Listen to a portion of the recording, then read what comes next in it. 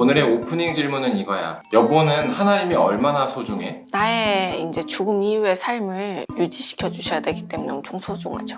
필요하다는 얘기네. 뭔가 관계적에서 소중하다는 느낌보다는 이용 가치가 아직 남아있습니다로 그치. 들리는데. 이용 가치가 크죠. 그래요. 그래서 바로 여보 같은 생각을 가진 사람에게 오늘의 말씀이 아주 적합할 것 같다는 생각이 드네요. 1절 한번 같이 볼게요. 내 누이 내 신부야, 내가 내 동산에 들어와서 나의 모략과 향 재료를 거두고 나의 꿀송이와 꿀을 먹고 내 포도주와 내 우유를 마셨으니 나의 친구들아 먹으라, 나의 사랑하는 사람들아 많이 마시라 라고 얘기합니다. 이 말을 들으면 이게 뭔 얘기야 라고 생각이 들겠지만 앞서 우리가 나눴던 내용이 바로 이 신랑과 신부의 첫날 밤을 얘기하는 거예요. 그러니까 1절은 지금 신부와 연합을 한 그 모습을 이야기합니다. 그런데 여기서 모량과 향재료, 꿀송이, 꿀, 포도주, 우유는 바로 신부와 연합의 관계에서 느껴지는 감각을 표현한 건데 이상한 것은 나의 친구들아 먹으라 라고 하면 이렇게 되는 거지. 신부를 공유하자는 건가? 뭐 이런 생각이 들잖아. 근데 이 나의 친구들아 먹으라, 나의 사랑하는 사람들아 많이 마시라 라는 건 결혼식에 대한 이야기인 거야. 이렇게 연합과 함께 결혼식을 즐기자 뭐 이런 얘기죠. 그게 이상하네. 첫날 밤을 하고 다시 결혼식을 한다는 건가? 가 아니라 이 당시는 결혼식을 일주일 동안 했어. 이해가 되죠?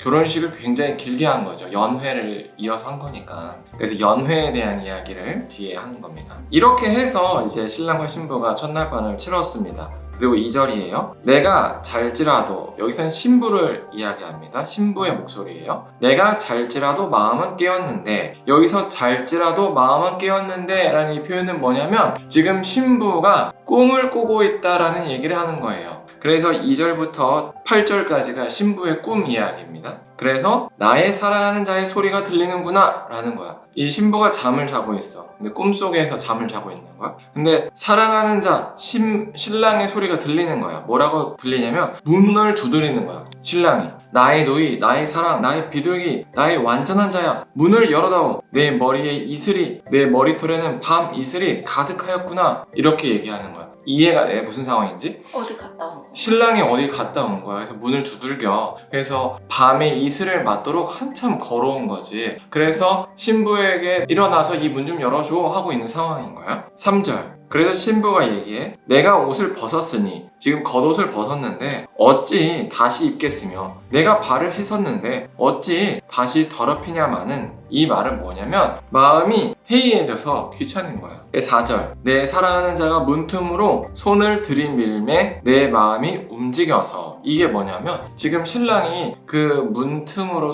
이 문고리를 열려고 이렇게 탁탁탁 하는 소리가 들리는 거야. 들려서 마음으로는 열어줘야 되는데 이런 마음인 거지. 그래서 마음이 움직였다는 거야. 5절. 일어나 내 사랑하는 자를 위하여 문을 열 때에 모략이 내 손에서, 모략의 즙이 내 손가락에서 문빗장에서 떨어지는구나. 이게 무슨 말이냐면 당시 귀족들은 온 몸에다가 향수를, 모략이라는 그 향기 나는 향수를 뿌리고 다닌 거야. 그래서 이렇게 딸깍딸깍 문빗장을 하니까 이 신부가 나중에 한참 지나서 깬 다음에 이 잠자리에서 일어나서 문을 열어주러 간 거야. 그래서 문빗장을 열었는데 손에서 그 향이 난다, 이 얘기인 거야. 6절. 내가 내 사랑하는 자를 위하여 문을 열었으나 그는 벌써 물러갔네. 신랑이 사라진 거야, 이 사이에. 그가 말할 때에 내 혼이 나갔구나. 그가 말할 때에 내 혼이 나갔구나, 뭐 정신이 나갔구나, 이게 아니라 그가 나에게 내 사랑하는 자야 불렀을 때 내 마음은 이미 그에게 갔는데 이거야.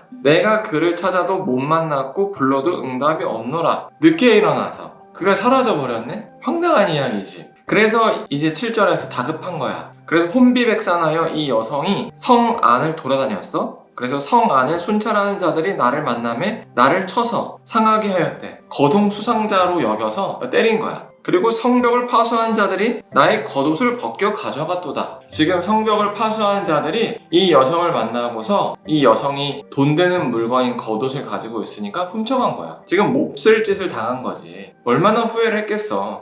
내가 신랑을 그때 바로 일어나서 맞이했다면 내가 지금 이렇게 신랑을 찾으러 다닐 필요도 없고 신랑이 나에게 실망해서 도망치지도 않았겠다라는 생각을 하고 있을 때야. 8절 예루살렘의 딸들아, 이 말은 뭐냐면 친구들을 이제 부른 거야. 친구들에게 하소연하는 거지. 너희에게 내가 부탁한다. 너희가 내 사랑하는 자를 만나거든 내가 사랑함으로 병이 낫다 하려무나 라고 친구들에게 막 하소연하는 거야. 이게 되게 논리적이지 않아. 아니, 결혼했는데 신랑이 당연히 집에 있겠지, 어디 있겠어 라고 생각하겠지만 꿈이라서 신부의 마음이 매우 많이 투영되어 있는 상황인 거지. 그래서 구절을 보면은 예루살렘의 딸들하는 그 친구들이 화답을 해. 여자들 가운데서 어여쁜 자여, 너의 사랑하는 자가 남의 사랑하는 자보다 나은 것이 무엇인가? 너희 사랑하는 자가 남의 사랑하는 자보다 나은 것이 무엇이기에 이같이 우리에게 부탁하는가? 라고 묻는 거야. 여기서 이 구절의 이 내용은 무엇을 의미하냐면 친구의 입을 빌어서 이 여성의 마음을 돌아볼 수 있게 하는 질문인 거야. 너는 그 사람이 얼마나 소중해?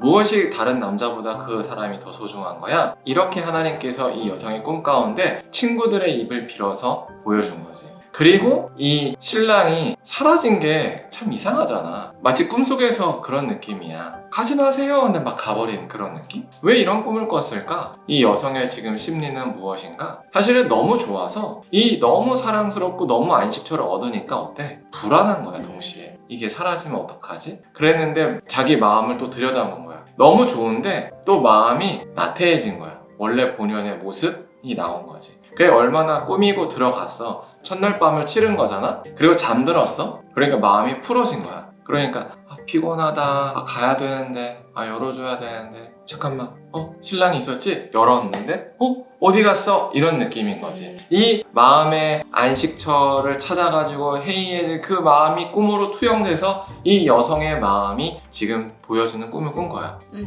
그리고 꿈에서 딱 깼는데 어땠을까? 깜짝 놀랐을 것 같은데. 깜짝 놀랐지. 그래서 서방님 했는데 옆에서 자고 있는 거야. 그러니까 이제 알지.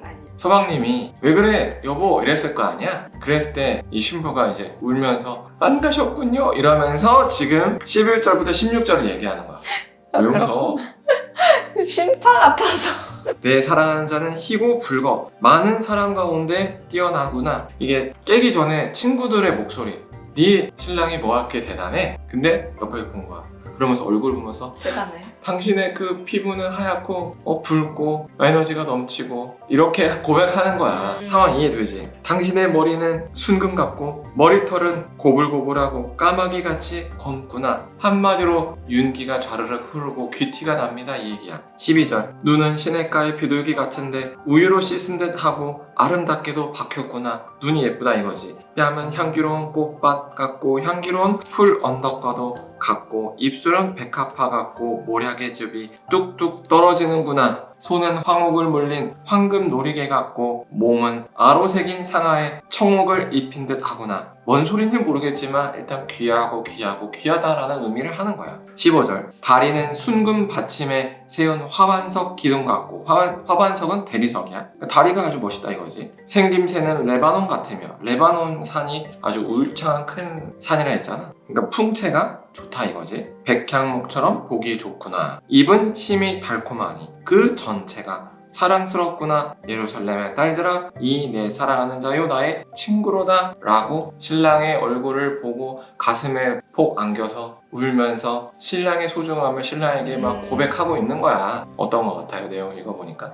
그러게요. 아주 놀랬구나라는 생각이 들고 그래서 이게 하나님과 무슨 관계가 있지? 라는 생각을 하면요. 하나님께서 항상 옆에 계시고 하니까 그렇게 큰 감흥이 없는데 하나님이 갑자기 은혜를 꺼버리면 화들짝 놀라면서 정말 하나님께서는 나를 정말 잘 대해주셨구나 라고 하지 않을까? 이런 생각이 드네요. 맞아. 정말로 여보가 이제는 도가 텄네. 왜? 아주 잘 묵상을 했어. 그래? 바로 그 내용이야. 그래서 이 내용을 그렇게 쳐다보니까 어떤 것 같아? 왕님이 아주 고맙네. 무슨 말이야 이게? 울면 안아줘서 괜찮아 이렇게 해주잖아. 하나님도 어디 갔어요? 이러면 여기 있잖아 이렇게 해주실 거잖아. 맞습니다. 바로 그거예요. 오늘 이 아가서의 내용을 통해서 우리가 볼 수 있는 건 첫 번째로는 하나님에 대해서 소중함을 쉽게 잃어버린다는 거지. 첫날 밤의 그 연합이라는 것은 우리가 과거에 하나님을 정말로 인격적으로 만났을 때 와 나를 구원해 주신 그 하나님의 은혜와 사랑이 이렇게 크구나 라고 느꼈을 때를 의미하는 거지. 그런데 곧 어때? 식지. 해이해지지. 그래서 당연한 줄 알고 그냥 뭐 하나님 있어도 그만 없어도 그만, 또는 여보가 오늘 처음 얘기한 것처럼 아직 이용 가치가 남아 있습니다, 뭐 이런 식의 대우를 할 때가 있다라는 거야. 그러면 하나님이 갑자기 사라짐을 느껴져. 근데 중요한 사실은 여기서 신랑이 사라졌지만 실제로 우리가 우리에게 적용해보면 하나님이 사라지는 게 아니라 우리가 하나님을 떠나. 그래서 하나님이 안 계신 것처럼 느껴지지. 그러나 오늘 신부가 방황하잖아. 성 안을 돌아다니면서 거기서 이제 몹쓸 짓을 당하지. 막 맞고 옷을 뺏기고 뭐 이런 일을 당한단 말이야. 그것처럼 우리가 하나님을 떠나서 예수님이 비유한 그 탕자처럼 자유를 찾아 떠났을 때 인생이 결코 쉽지 않다는 거야. 거기서 우리도 험난한 삶을 살고 이렇게는 못 살겠다 해서 하나님께 돌아가면 하나님이 우리를 안아주는 거야. 바로 꿈에서 깼을 때 신랑이 옆에 있던 것처럼.